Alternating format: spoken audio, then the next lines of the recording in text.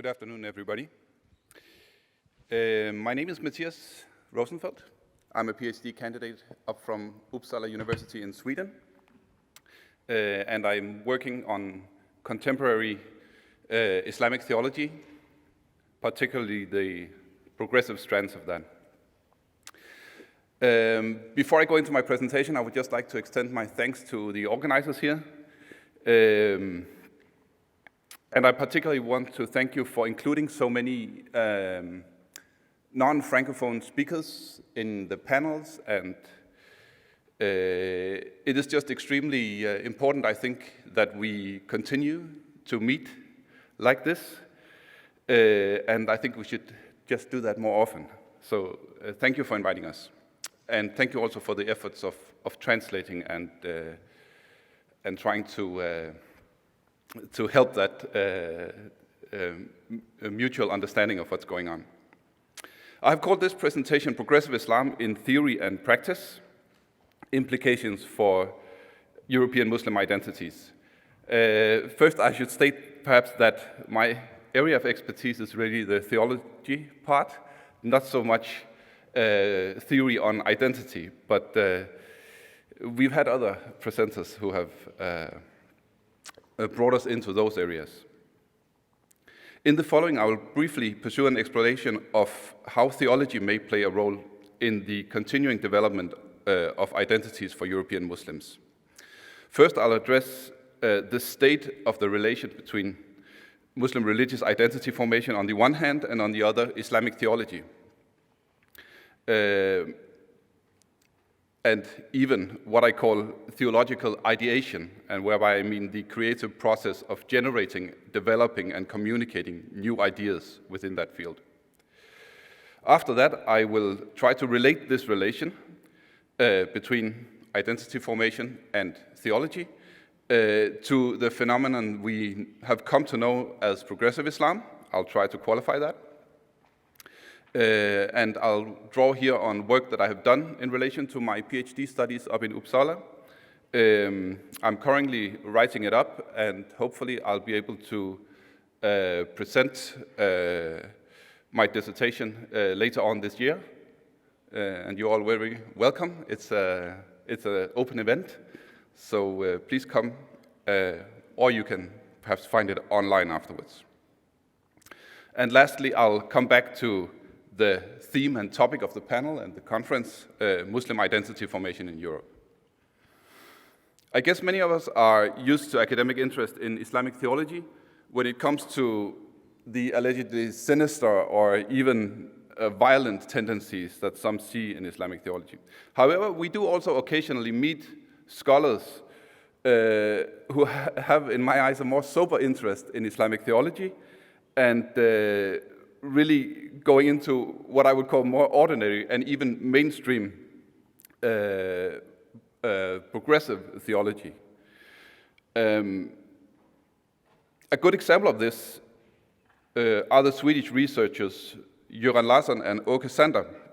They made an analysis back in 2007 of Swedish immigrants' integration in Swedish society.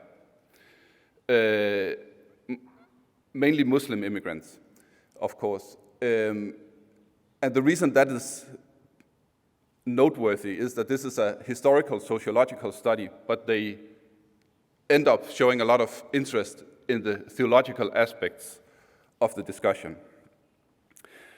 From their research, I'll just present a few bites that I find noteworthy. So Larsson and Sander offer, at the end of their analysis, an evaluation of the possibilities of new and innovative theological interpretations of Islam within the Swedish context.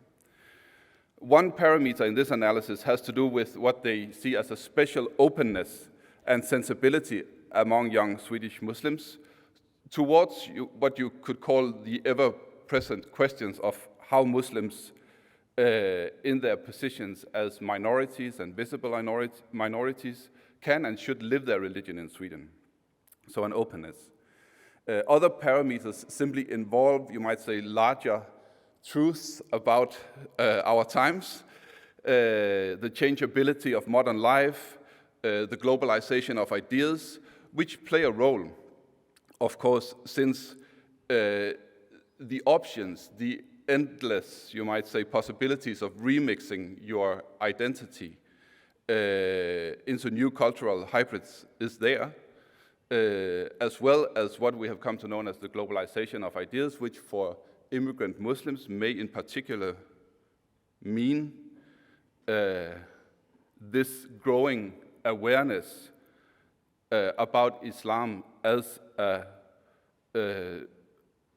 truly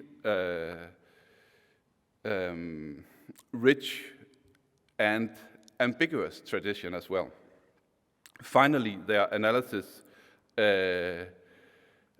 suggests that the religious authorities that are currently in place in Sweden, Muslim religious authorities, and who have dominated Muslim organizations there for some time, represent an imported knowledge about Islam, mainly feeding on a defensive opposition to the surrounding society. And this approach, in the eyes of Larsson and Sander, will not continue to survive amongst new generations of Swedish Muslims. On this backdrop, I think we see a hermeneutically interesting and fertile environment, you might say, facing Swedish Muslims. The situation is a challenge, yes, but at the same time, it's a situation where religious revision, transformation, and innovation really seems unavoidable.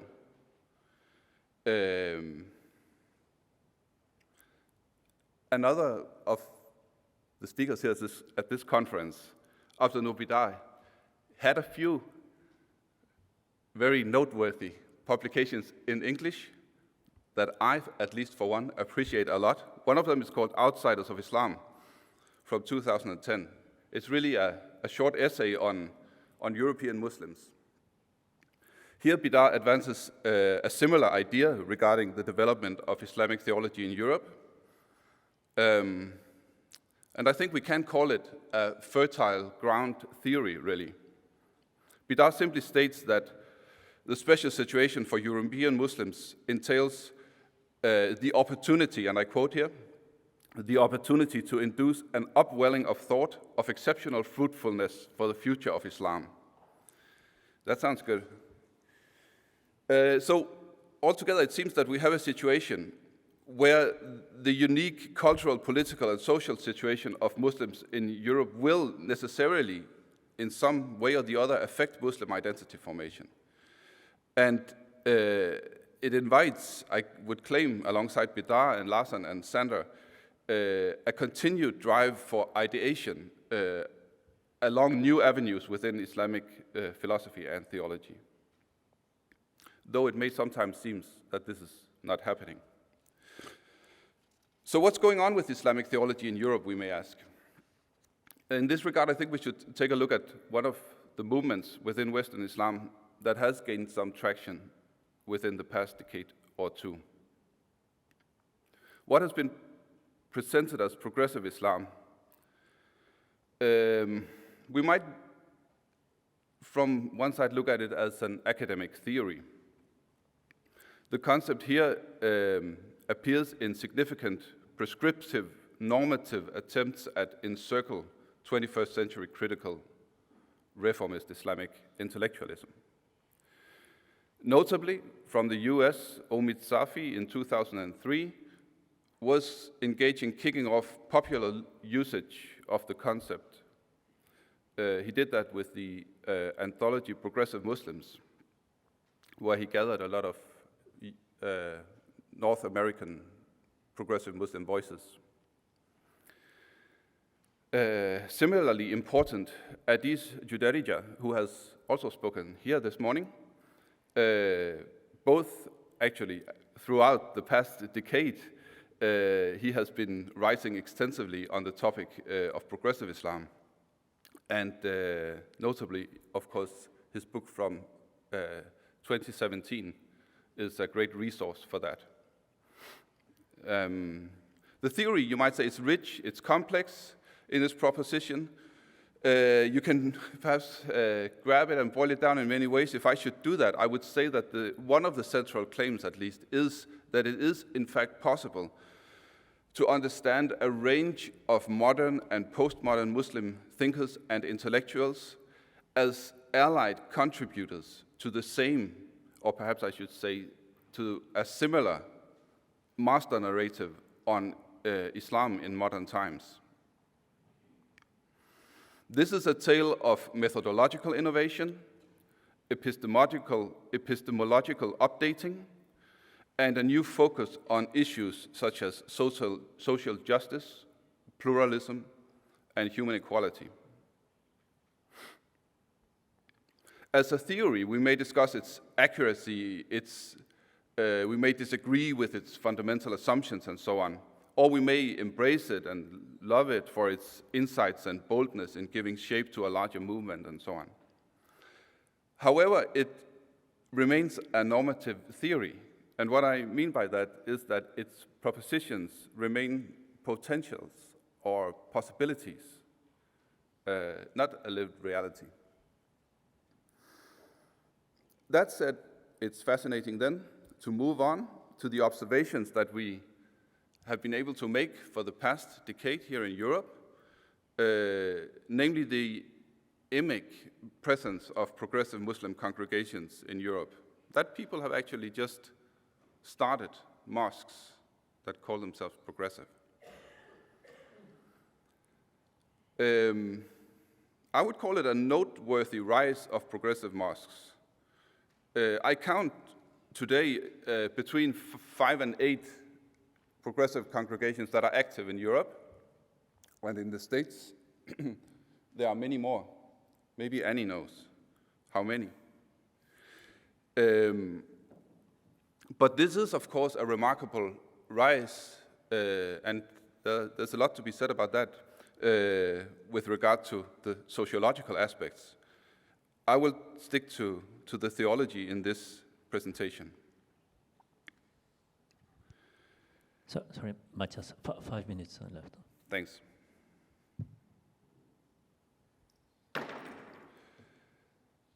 So let me share a few thoughts then from my work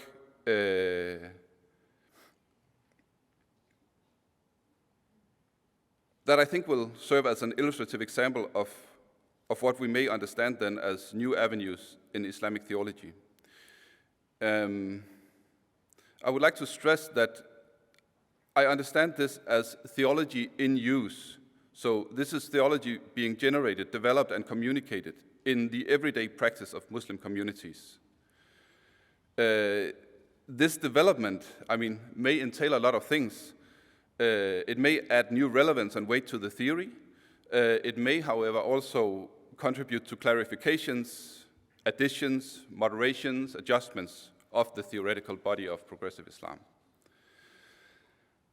Today I'll give you just one thing from my findings. It is what I call an overarching modus, and here I simply understand modus as a procedure or a way of doing something.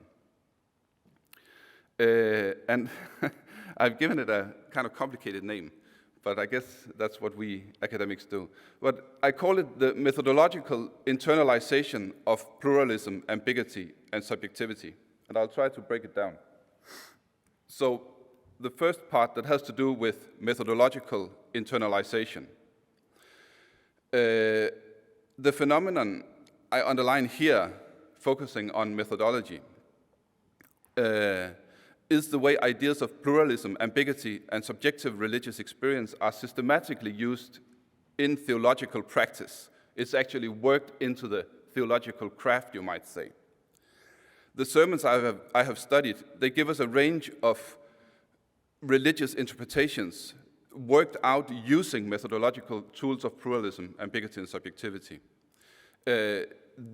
These interpretations are mostly, functioning very well. They are coherent, they are meaningful, they are anchored in a specific situation. And in this way, these ideas of pluralism, ambiguity, and subjectivity becomes weaved into the fabric or the natural way we understand Islam, or what we understand Islam to be. I would call this a bottom-up and inductive way of communicating. It is a continued process, and it constitutes a normalization, you might say, and an ongoing institutionalization of the ideas of a pluralistic or non-absolutist way of looking at Islam. This is what I find remarkable in this first part. Now let me move to the second part of the caption and say something about how progressive congregations build pluralism, ambiguity, and subjectivity into the way they understand and generate knowledge about Islam. This involves a range of related aspects, and I'll just briefly highlight the ones that I find most important. First, I'm looking at a sober reassessment, you might say, of the reach and weight of the canonized texts, the Quran and the Hadith literature. This is, of course, a delicate topic, controversial to many, especially when it comes to the Quran. Important for me is that this is a new way of understanding the purpose of the texts. Which kinds of answers can they actually give us? And in that said, it's not necessarily a weakening, for example, of the text's authority. The Quran is, objectively speaking, the most important source to religious knowledge in the mosques that I have researched. So this point is about a reassessment of the kind of knowledge we make it out of reading the texts. Second is what I call house cleaning. This entails a quite direct dismantling of theological overstatements made by Muslims of the past and the present, for example, about religious leadership, dietary rules, or sexuality, or you name it. In practice, this becomes a turn away from obligations, religious law, and absolutisms. Still, this is not merely a tearing down or a dismantling. It is actually oftentimes a situation where more energy and time is built on exploring new ideas and rethinking the issues that are being, you might say, drawn back. 2.5 minutes. Just one. I have it.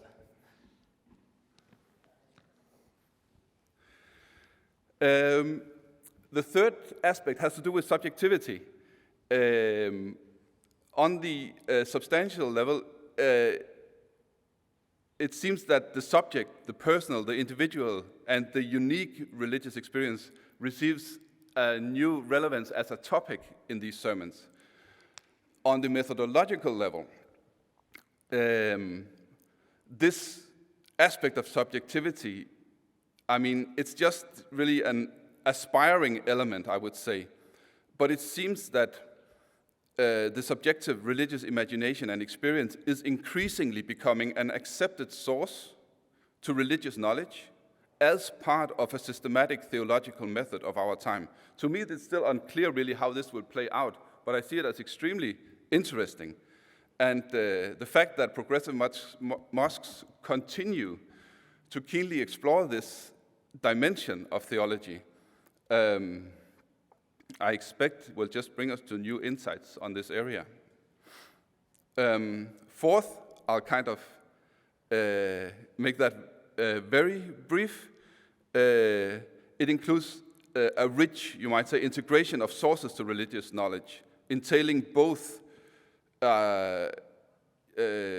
you might say, a constructive and co-productive application of Christian and Jewish and Muslim sources, both traditional types of theology and modern types, and also, notably, a natural engagement with what we understand as human instruments of generating knowledge, such as rationalism, intuition, and emotions, and so on.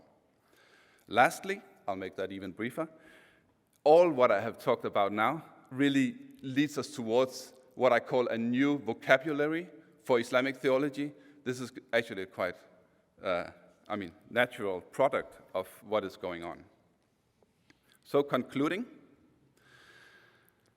I have given here a suggestion of what we could understand by progressive Islam, and I have focused a lot on the methodological aspects of it. This modus that I have presented, the methodological internalization of pluralism, ambiguity, and subjectivity, is one example of that. I should make sure to underline, I mean, this is not a definition of what progressive Islam is. On the other hand, it's not a coincidence that I stress these methodological aspects. Because to me, progressive Islam, and especially these aspects that highlight methodology, and you might say serious theological consideration, and a deep, coherent theological argumentation, is one of the things that may accelerate Muslim integration and normalization of Islam in Europe. For me, I mean, it's quite fair to assume that the vast majority of Muslims living in Europe really strive for peaceful, ethical lives.